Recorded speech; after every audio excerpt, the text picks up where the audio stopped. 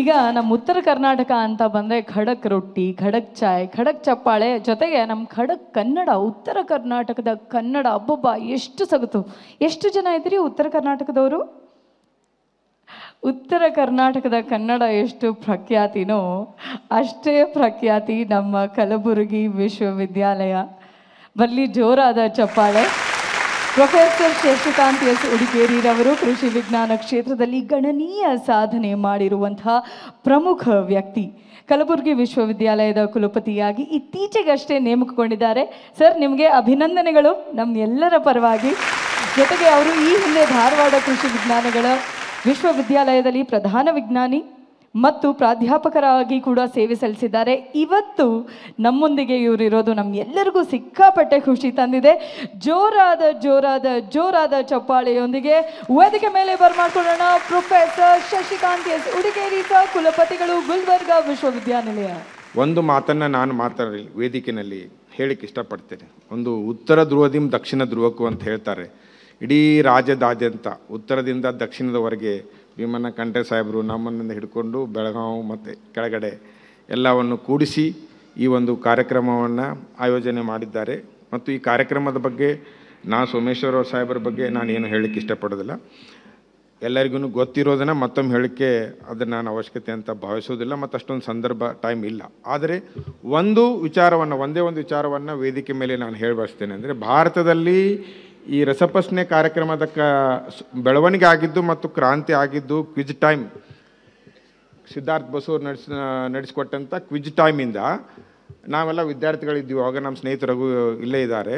ಅದಕ್ಕಿಂತ ಮುಂಚಿನ ನನಗೆ ನಿಜವಾಗಲೂ ಗೊತ್ತಿಲ್ಲ. ಅವತ್ತು ನಡೆಸ್ಕೊಟ್ಟಿದ್ದು ದೂರದರ್ಶನ, ಇವತ್ತು ಕೊಡ್ತಾ ಇರೋದು ಚಂದನ.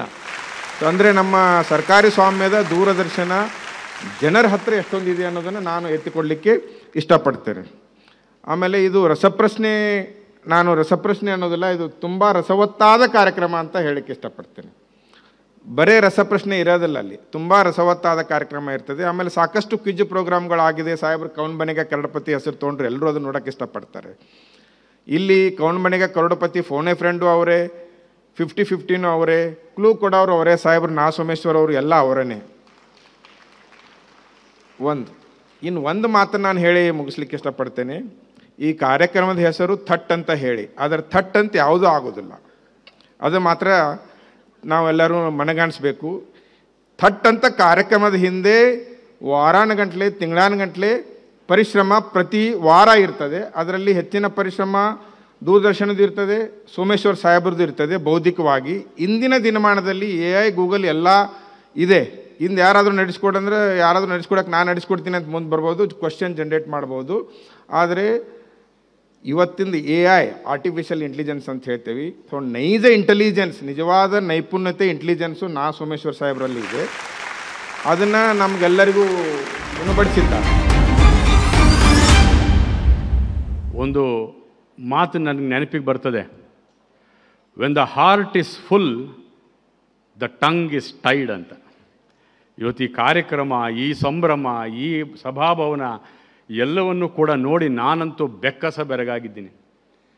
ಅಂದರೆ ನಮ್ಮ ಈ ಥಟ್ ಅಂತ ಹೇಳಿ ಕಾರ್ಯಕ್ರಮ 5,000 ಸಂಚಿಕೆಯ ಈ ಕಾರ್ಯಕ್ರಮ ಇದಕ್ಕಿಂತಲೂ ಉತ್ತಮವಾಗಿ ಬೆಂಗಳೂರಿನಲ್ಲಿ ಮಾಡಲಿಕ್ಕೆ ಸಾಧ್ಯ ಇಲ್ಲ ಅನ್ನೋದನ್ನು ತೋರಿಸ್ಕೊಟ್ಟವರು ನಮ್ಮ ದೂರದರ್ಶನದ ಎಲ್ಲ ಅಧಿಕಾರಿ ಸಿಬ್ಬಂದಿ ವರ್ಗದವರು. ಅವರಿಗೆಲ್ಲರಿಗೂ ಹೃತ್ಪೂರ್ವಕವಾದ ಅಭಿನಂದನೆಗಳನ್ನು ಸಲ್ಲಿಸ್ತೇನೆ. ಹಿರಿಯರಾದ ಹಂಪನ ಅವರು ಭಾಳ ಅರ್ಥಪೂರ್ಣವಾಗಿ ಮಾತನಾಡಿದರು. ನಾನೇನೀಗ ಮಾತಾಡ್ತೀನಿ ಅದು ಯಾವುದೂ ನಮ್ಮ ಖಂಡ್ರೆ ಸಾಹೇಬರಾಗಲಿ ಹಂಪನ ಅವರು ಮಾತಾಡಿದ್ದನ್ನು ನಾನು ರಿಪೀಟ್ ಮಾಡೋಲ್ಲ. ಅವರಿಗೆ, ನಮ್ಮ ಹಂಪನ ಅವರಿಗೆ 90ನೇ ವರ್ಷದ ಹುಟ್ಟುಹಬ್ಬ. ಅವರಿಗೆ ನಿಮ್ಮೆಲ್ಲರ ಪರವಾಗಿ ನಾನು ಶುಭಾಶಯಗಳನ್ನು ತಿಳಿಸಿ ಅವರ ಆಶೀರ್ವಾದವನ್ನು ಬೇಡ್ತೇನೆ. ಯಾಕೆಂದರೆ ಅವರಿಗೆ ಹ್ಯಾಪಿ ಬರ್ಡೇ ಹೇಳುವಂಥ ವಯಸ್ಸಲ್ಲ ಈಗ, ಅವರು ಮಾಗಿದ ಜೀವ. ಅವರಿಂದ ನಾವು ಆಶೀರ್ವಾದ ಪಡಿಬೇಕು ನಾವೆಲ್ಲರೂ. ಹಾಗೆ ನಮ್ಮ ಮನುಷ್ಯನ ಜೀವನ ಸಂಪೂರ್ಣ 120 ವರ್ಷ ಅಂತ ಹೇಳ್ತಾರೆ. ಈಗ 100 ವರ್ಷ ಹೊರಟೋಯ್ತು. ಈಗ ಅದನ್ನು ಶತಮಾನಂಬವುದು ಅದೇನು ಹೇಳ್ತಾರಲ್ಲ ಶ್ಲೋಕ, ಸ್ವಲ್ಪ ಮಾಡಿಫೈ ಮಾಡಬೇಕೀಗ. ಅದು 120 ವರ್ಷಕ್ಕೆ ಮಾಡಿಫೈ ಮಾಡಬೇಕು. ಹಾಗಾಗಿ ನಮ್ಮ ಹಂಪನ ಅವರು 120 ವರ್ಷ ಬದುಕಿ ನಮ್ಮೆಲ್ಲರನ್ನು ಕೂಡ ಮಾರ್ಗದರ್ಶನ ಮಾಡಲಿ ಅನ್ನುವಂಥ ಒಂದು ಆಶಯವನ್ನು ನಾನು ಈ ಸಂದರ್ಭದಲ್ಲಿ ವ್ಯಕ್ತಪಡಿಸ್ತೇನೆ. ನನಗೆ ಇನ್ನೊಂದು ಅಚ್ಚರಿ ಏನು ಅಂದರೆ, ಡಾಕ್ಟರ್ ಸೋಮೇಶ್ವರ್ ಅವರು ಒಬ್ಬ ಮೆಡಿಕಲ್ ಡಾಕ್ಟರು. ಆದರೆ ಅವರು ಎಷ್ಟು ಸ್ಫುಟವಾದಂಥ ಕನ್ನಡ ಮಾತನಾಡ್ತಾರೆ. ಎಷ್ಟು ಸರಳವಾಗಿ, ಎಷ್ಟು ಶುಭ್ರವಾದಂಥ ಕನ್ನಡವನ್ನು ಮಾತನಾಡಿ ಎಲ್ಲರ ಮನಸ್ಸನ್ನು ಗೆದ್ದಿದ್ದಾರಲ್ಲ, ಇದೊಂದು ನನಗೆ ಅವರು ಮುಂಚೆಯಿಂದಲೂ ಅವ್ರನ್ನ ನಾನು ನೋಡಿದಾಗಲೆಲ್ಲ ನನಗೆ ಆಶ್ಚರ್ಯನೇ ಅನಿಸಿದ್ದು. ಹಾಗಾಗಿ ಅವರಲ್ಲಿ ನಾನು ಬಹಳ ಕಂಡುಕೊಂಡದ್ದೇನು ಅಂತಂದರೆ ಉಚ್ಚಾರಣೆ. ಕನ್ನಡದ ಉಚ್ಚಾರಣೆಯನ್ನು ನಾವು ಯಾರಿಂದಲಾದರೂ ಕಲಿಬೇಕಾದ್ರೆ ಡಾಕ್ಟ್ರಿಂದ ಕಲಿಬೇಕು. ಮತ್ತು ನಾನು ಇನ್ನೊಬ್ಬರಿಂದ ಭಾಳ ಈ ಕನ್ನಡದ ಉಚ್ಚಾರಣೆಯನ್ನು ಕಲಿತಿದ್ದು ಅಂತಂದರೆ ಡಾಕ್ಟರ್ ರಾಜ್ಕುಮಾರ್ ಅವರಿಂದ. ಶ್ರೀಮತಿ ಎಚ್ ಎನ್ ಆರತಿ ಇವರು 5,000 ಎಪಿಸೋಡ್ ಮಾಡಿ ದಾಖಲೆ ಮಾಡಿದ್ದಾರೆ. ನಮ್ಮ ಎಚ್ ಎನ್ ಆರತಿಯವರು ಕೂಡ ಒಂದು ದಾಖಲೆ ಮಾಡಿದ್ದಾರೆ. 2,500 ಎಪಿಸೋಡ್ಗಳನ್ನು ನಿರ್ದೇಶನ ಮಾಡಿ ಅವರು ಕೂಡ ಮಾಡಿದ್ದಾರೆ. ಅದು ಕೂಡ ಭಾಳ ಒಂದು ವಿಶೇಷ ದಾಖಲಾಗುವಂಥದ್ದು ಅಂಥೇಳಿ ನಾನಾದರೂ ಕೂಡ ಅಂದ್ಕೊಂಡಿದ್ದೇನೆ. ಈ ತಟ್ಟಂತ ಹೇಳಿ ಕಾರ್ಯಕ್ರಮದ್ದು ಒಂದು ಇದನ್ನು ಹಂಚ್ಕೊಳ್ಳೋಕೆ ಇಷ್ಟಪಡ್ತೀನಿ. ನಮ್ಮ ಭಾವ 93 ವರ್ಷದವರು. ಅವರು ಪಕ್ಕಾ ಚಂದನ ವಾಹಿನಿ ವೀಕ್ಷಕರು. ಬೆಳಗ್ಗೆ ಚಂದನ ಟಿ ವಿ ಆನ್ ಆಯಿತು ಅಂದರೆ ರಾತ್ರಿ ತನಕ ಚಂದನ ಟಿ ವಿ ಬರ್ತಾನೇ ಇರುತ್ತೆ. ಯಾರು ನೋಡದೇ ಇರಲಿ ದೂರದರ್ಶನ ಚಾನಲ್ ರನ್ ಆಗ್ತಾನೆ ಇರುತ್ತೆ. ಅದರಲ್ಲೂ ಅವ್ರಿಗೆ ಅತ್ಯಂತ ಪ್ರೀತಿಯಾದ ಕಾರ್ಯಕ್ರಮ ಅಂದರೆ ತಟ್ಟಂತ ಹೇಳಿ. ಇವತ್ತಿನ ದಿನ ಈ ಅದ್ಭುತ ಸುಂದರವಾದ ಕಾರ್ಯಕ್ರಮಕ್ಕೆ, ಅದು 5,000 ಎಪಿಸೋಡ್ ಕಂಪ್ಲೀಟ್ ಆಗಿರೋದಕ್ಕೆ, ಇದು ಗಿನ್ನಿಸ್ ಬುಕ್ ಆಫ್ ವರ್ಲ್ಡ್ ರೆಕಾರ್ಡ್ಗೆ ಹೋಗ್ತಾ ಇದೆ ಇದು ಅಂತ ಗೊತ್ತಾಗಿ ಭಾಳ ಸಂತೋಷ ಆಯಿತು. ಇದಕ್ಕೆ ನಾನು ತುಂಬ ಅವ್ರಿಗೆಲ್ಲ ಹಾರ್ದಿಕ ಅಭಿನಂದನೆಗಳನ್ನು ಸಲ್ಲಿಸ್ತೀನಿ, ದೂರದರ್ಶನ ಕೇಂದ್ರಕ್ಕೆ ಮತ್ತು ನಮ್ಮ ಸೋಮೇಶ್ವರ ಅವರಿಗೆ. ಇದು ಎಷ್ಟು ಅದೇನೇ ಇವ್ರನ್ನೆಲ್ಲ ನೋಡಿದ್ರೆ ಹೇಗೆ ಮಾಡಿರ್ಬೋದು 5,000 ಎಪಿಸೋಡ್ಗೆ ಅಷ್ಟು 75,000 ಪ್ರಶ್ನೆಗಳಲ್ಲ, 75 ರಸ ಪ್ರಶ್ನೆಗಳನ್ನ ಇದೊಂದು ಭಂಡಾರ, ಇದೊಂದು ಗಣಿ ಈ ಥರ ಕ್ರಿಯೇಟ್ ಮಾಡಿ ನಮ್ಮ ಇದನ್ನು ಸೃಷ್ಟಿಸಿ ಕನ್ನಡ ಪ್ರಪಂಚಕ್ಕೆ ಅವ್ರು ಕೊಟ್ಬಿಟ್ಟಿದ್ದಾರೆ.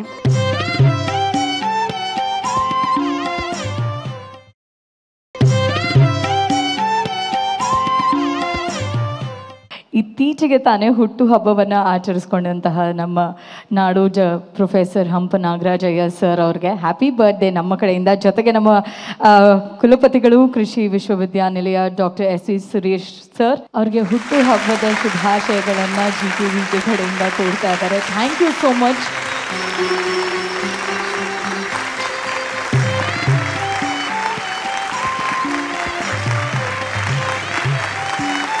ಬೆಂಗಳೂರು ಕೃಷಿ ವಿಶ್ವವಿದ್ಯಾನಿಲಯದ ಪರವಾಗಿ ತಮಗೆ ಹುಟ್ಟುಹಬ್ಬದ ಹಾರ್ದಿಕ ಶುಭಾಶಯಗಳು.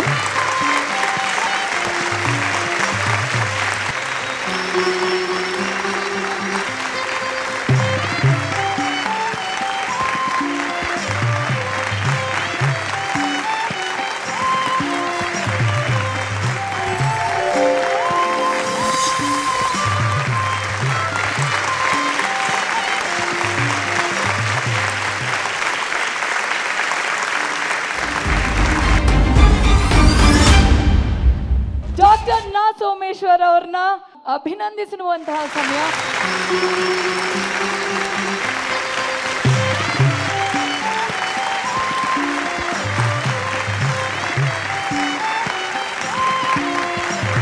ನಮ್ಮ ಕನ್ನಡ ನಾಡಿನ ಹೆಮ್ಮೆ, ದೂರದರ್ಶನ ಚಂದನ ವಾಹಿನಿಯ ಹೆಮ್ಮೆ, ನಮ್ಮ ಕನ್ನಡದ ಹಟ್ಟಂತ ಹೇಳಿ ಕಾರ್ಯಕ್ರಮ ಎಂಥ ಅತ್ಯದ್ಭುತವಾದಂತಹ ಅಮೋಘವಾದಂತಹ ಕ್ಷಣ ಅಂತಲೇ ಹೇಳ್ಬೋದು.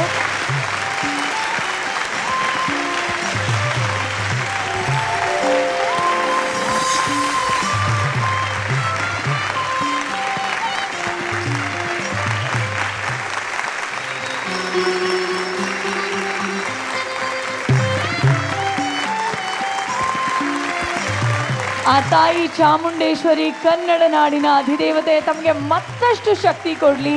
ಈ 5,000 ಎಪಿಸೋಡ್ಗಳು ಇನ್ನು ಮುಂದೆ 6,000 7,000 ದಾಟುವಂತೆ ಆಗಲಿ. ವಿಶ್ವ ದಾಖಲೆಯತ್ತ ತಟ್ಟಂತ ಹೇಳಿ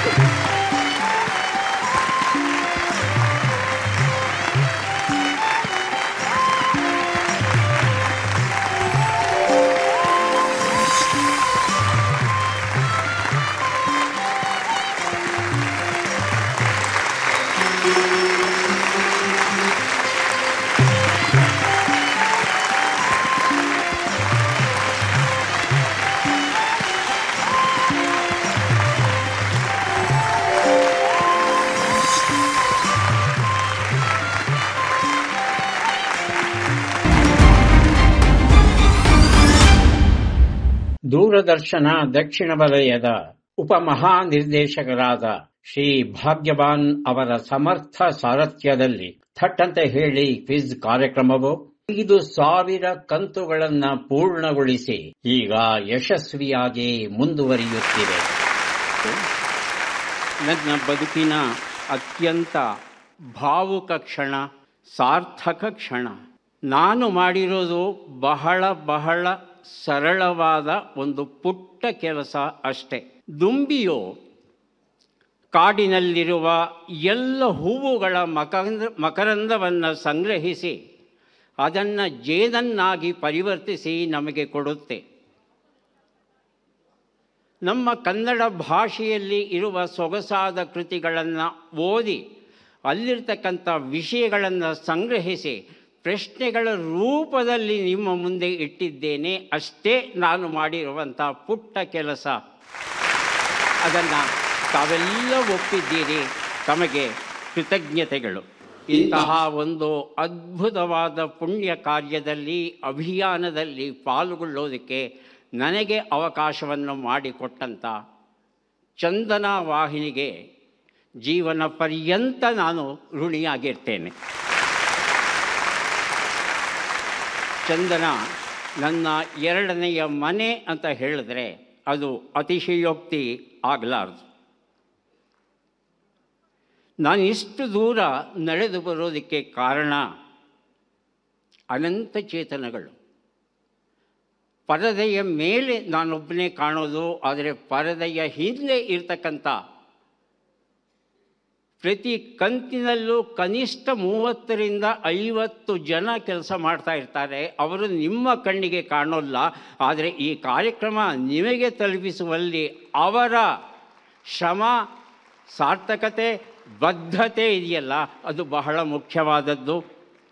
ಆ ಎಲ್ಲ ಚೇತನಗಳಿಗೆ ಕೃತಜ್ಞತೆಯನ್ನು ಸಲ್ಲಿಸಬೇಕು. ಮೊದಲಿಗೆ ನನ್ನ ಕೃತಜ್ಞತೆ ನಮ್ಮ ಕನ್ನಡ ನಾಡಿನ ಮಹಾಜನತೆಗೆ. ಈ ಕಾರ್ಯಕ್ರಮ 5,000 ಘಟ್ಟವನ್ನು ತಲುಪೋದಕ್ಕೆ ಮೂಲ ಕಾರಣ ನೀವು. ಹಾಗಾಗಿ ನಿಮಗೆ ಶಿರಸಾಷ್ಟಾಂಗ ನಮಸ್ಕಾರಗಳನ್ನು ಅರ್ಪಿಸ್ತಾ ಇದ್ದೇನೆ.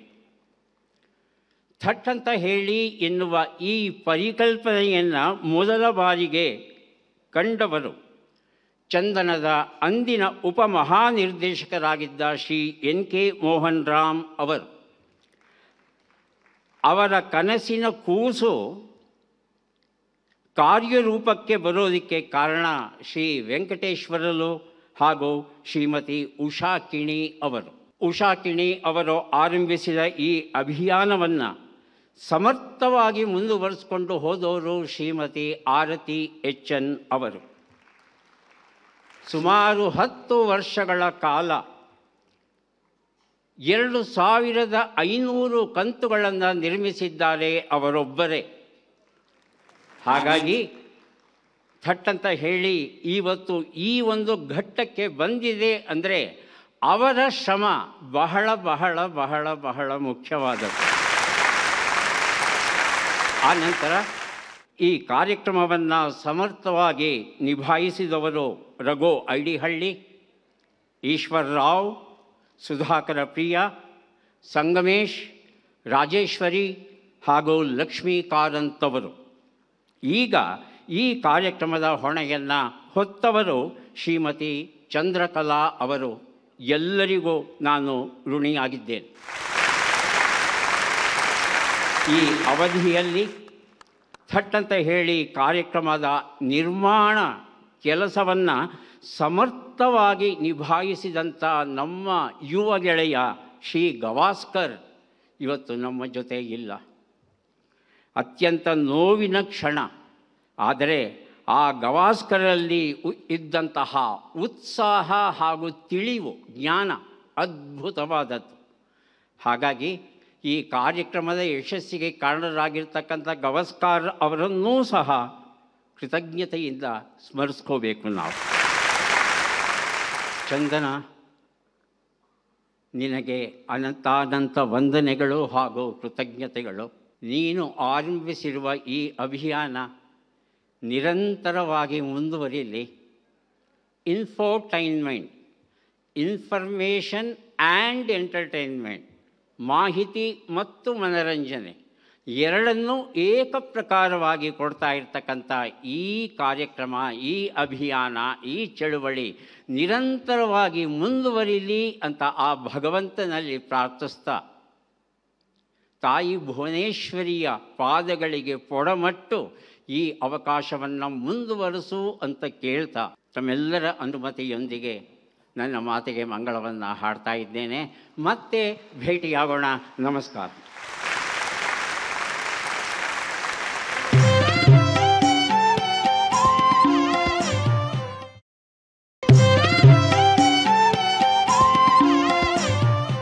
ಆನಂದ್, ಕೇಳ್ಬೋದಾ ಪ್ರಶ್ನೆ?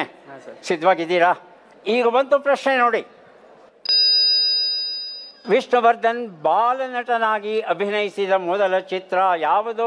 ಶಿವಶರಣೆ ನಂಬಿಯಕ್ಕ, ಭಕ್ತ ಪ್ರಹ್ಲಾದ? ಶಿವಶರಣೆ ನಂಬಿಯಕ್ಕ. ಶಿವಶರಣೆ ನಂಬಿಯಕ್ಕ ಅಂತ ಹೇಳ್ತಾ ಇದ್ದಾರೆ. ಉತ್ತರ ಸರಿಯಾ? ನೋಡೋಣ. ಶಿವಶರಣೆ ನಂಬಿಯಕ್ಕ ಉತ್ತರ ಸರಿಯಾಗಿದೆ. ಏನೇನು ಓದ್ಕೊಂಬಂದಿದೀಯಾ? ಪ್ರಿಪೇರ್ ಆಗಿಲ್ವಂತೆ. ಹಾಗೆ ನಾನು ಬರ್ತೇನೆ ಅನ್ನೋ ವಿಶ್ವಾಸ ಅವರದ್ದು. ಪ್ರಶ್ನೆ ಈಗ ಬಂತು. ರಾಜ್ಕುಮಾರ್ ಅವರು ಯಾವ ನಾಟಕ ಕಂಪನಿಯಲ್ಲಿ ಅಭಿನಯಿಸ್ತಾ ಇದ್ರು? ಗುಬ್ಬಿ ನಾಟಕ ಕಂಪನಿಯ, ಶಿರಹಟ್ಟಿ ನಾಟಕ ಕಂಪನಿಯ? ಗುಬ್ಬಿ ನಾಟಕ ಕಂಪನಿ ಅಂತಿದ್ದಾರೆ. ಎಲ್ಲರೂ ಚಪ್ಪಾಳೆ ಹೊಡಿತಾ ಇದ್ದಾರೆ. ಉತ್ತರ ಸರಿಯಾಗಿದೆ. ನನ್ನ ಹೆಸರು ರಾಘವೇದ, ವಿದ್ಯಾಶಾಲೆ ಹೊರಮಾವೂಲಿ ಓದುತ್ತಿದ್ದೇನೆ. ಪ್ರಶ್ನೆ ಈಗ ಬಂತು. ರಾಜ್ಕುಮಾರ್ ಪೂರ್ಣ ಪ್ರಮಾಣದ ನಟನಾಗಿ ಅಭಿನಯಿಸಿದ ಮೊದಲ ಚಿತ್ರ ಯಾವುದು? ಶಿವಮೆಚ್ಚಿದ ಕಣ್ಣಪ್ಪ, ಬೇಡರ ಕಣ್ಣಪ್ಪ? ಬೇಡರ ಕಣ್ಣಪ್ಪ. ಬೇಡರ ಕಣ್ಣಪ್ಪ. ಉತ್ತರ ಸರಿಯಾಗಿದೆ. ಈಗ ಪುಸ್ತಕಗಳನ್ನು ಕೊಡುವಂಥ ಶುಭಗಳಿಗೆ ಬರ್ತಾ ಇದೆ. ಮೊದಲ ತಂಡ ದಯವಿಟ್ಟು ಪುಸ್ತಕಗಳನ್ನು ಸ್ವೀಕರಿಸಿ. ಶುಭಮಸ್ತು. ಈಗ ಮುಂದಿನ ತಂಡಕ್ಕೆ ಪುಸ್ತಕಗಳನ್ನು ಕೊಡ್ತಾ ಇದ್ದೇವೆ. ದಯವಿಟ್ಟು ಸ್ವೀಕರಿಸಿ.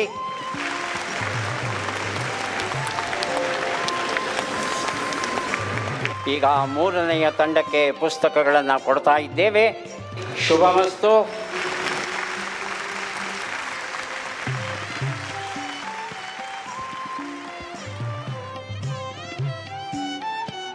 ಮುಂದಿನ ತಂಡಕ್ಕೆ ಪುಸ್ತಕಗಳನ್ನು ಕೊಡ್ತಾ ಇದ್ದೇವೆ. ದಯವಿಟ್ಟು ಸ್ವೀಕರಿಸಿ. ಶುಭಮಸ್ತು.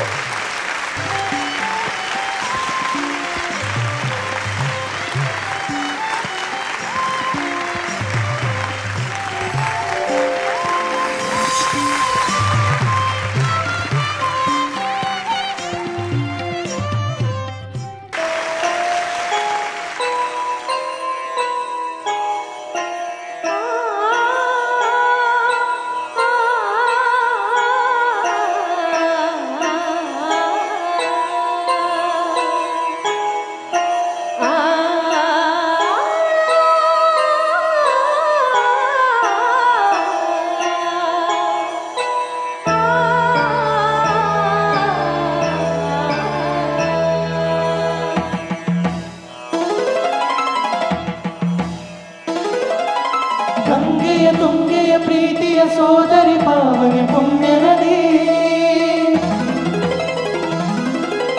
ಬಳುಕುತ ಕುಲುಕುತ ಹರುಷವ ಚೆಲ್ಲುತ್ತ ಸಾಗುವ ಧನ್ಯ ನದಿ. ಆ ಹೆಜ್ಜೆಯ ಇಟ್ಟರೆ ಅಮೃತ ಹರಿಸಿ ಕಾಯುವ ಭಾಗ್ಯ ನದಿ.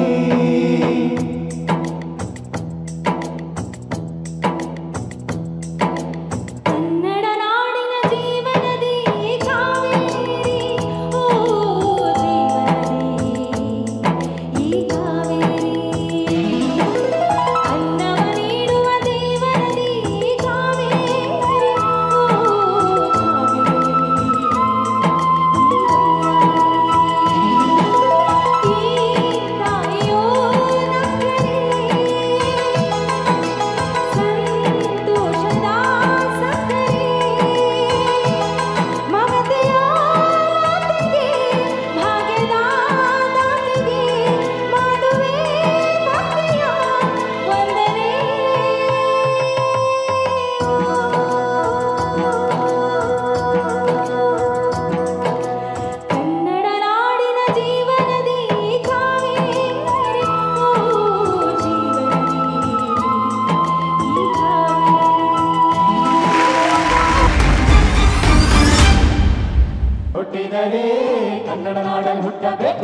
ಮೆಟ್ಟಿದರೆ ಕನ್ನಡ ಬಣ್ಣ ಮೆಟ್ಟಬೇಕು. ಬದುಕಿದು ಜಟಕ ಬಂಡಿ, ಇದು ವಿಧಿಯೋಡಿಸುವ ಬಂಡಿ. ಬದುಕಿದು ಜಟಕ ಬಂಡಿ, ವಿಧಿ ಅಲೆದಾಡಿಸುವ ಬಂಡಿ.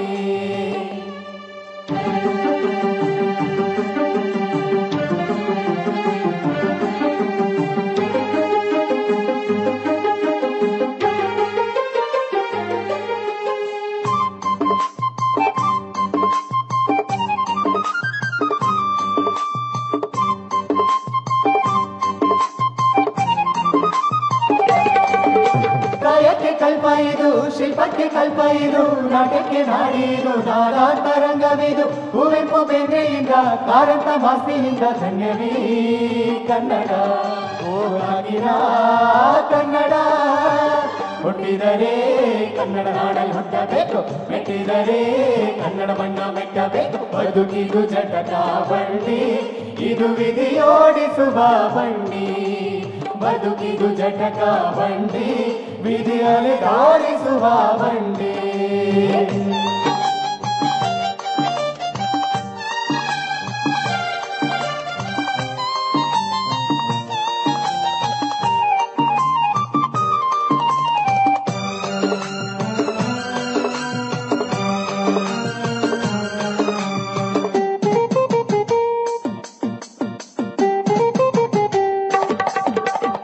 ಬಾಳಿನ ಬೆನ್ನು ಹತ್ತಿ ನೂರಾರು ಊರು ಸುತ್ತಿ ಏನೇನು ಕಂಡ ಮೇಲು, ನಮ್ಮೂರೇ ನಮಗೆ ಮೇಲು.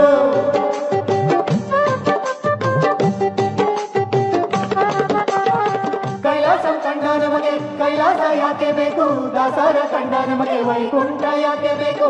ಮುಂದಿನ ನನ್ನ ಜನ್ಮ ಬರೆದಿಟ್ಟನಂತೆ ಬ್ರಹ್ಮ ಇಲ್ಲಿಯೇ ಇಲ್ಲಿಯೇ, ಎಂದಿಗೂ ನಾವಿಲ್ಲಿಯೇ.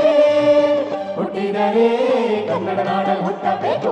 ಮೆಟ್ಟಿದರೆ ಕನ್ನಡ ಬಣ್ಣ ಮೆಟ್ಟಬೇಕು. ಬದುಕಿದು ಜಟಕ ಬಂಡಿ, ಇದು ವಿಧಿಯೋಡಿಸುವ ಬಂಡಿ.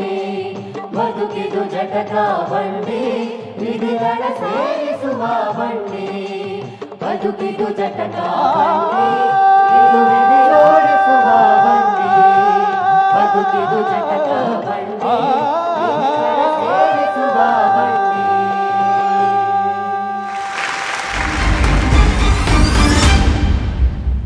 ಆತ್ಮೀಯರೇ, ನಮ್ಮ ಚಂದನ ವಾಹಿನಿಯಲ್ಲಿ ಥಟ್ಟಂತೇಳಿ ಕಾರ್ಯಕ್ರಮವು ತನ್ನ 5000ನೇ ಸಂಚಿಕೆಯನ್ನು ಅಚ್ಚುಕಟ್ಟಾಗಿ ನಿರ್ವಹಿಸಿ ಅಭೂತಪೂರ್ವ ಯಶಸ್ಸನ್ನು ಗಳಿಸಿದೆ. ಇದಕ್ಕೆ ಕಾರಣರಾದ ನಮ್ಮ ವೀಕ್ಷಕರಿಗೆ ಅಭಿನಂದನೆಗಳು ಹಾಗೂ ಧನ್ಯವಾದಗಳು. ಈ ಕಾರ್ಯಕ್ರಮದ ಯಶಸ್ಸಿಗೆ ಪ್ರತ್ಯಕ್ಷವಾಗಿ ಹಾಗೂ ಪರೋಕ್ಷವಾಗಿ ದುಡಿದ ಎಲ್ಲ ನನ್ನ ಸಹೋದ್ಯೋಗಿಗಳಿಗೆ ನಾನು ಧನ್ಯವಾದ ತಿಳಿಸುತ್ತೇನೆ. ಹಾಗೂ ಮತ್ತಷ್ಟು ಹೊಸ ಹೊಸ ಕಾರ್ಯಕ್ರಮಗಳನ್ನು ನಿಮಗಾಗಿ ಹೊತ್ತು ತರುವ ನಿಟ್ಟಿನಲ್ಲಿ ಚಂದನ ಕಂಪು ನಿರಂತರವಾಗಿ ಪಸರಿಸಲಿ ಎಂದು ಹಾರೈಸುತ್ತೇನೆ. ನಮಸ್ಕಾರ.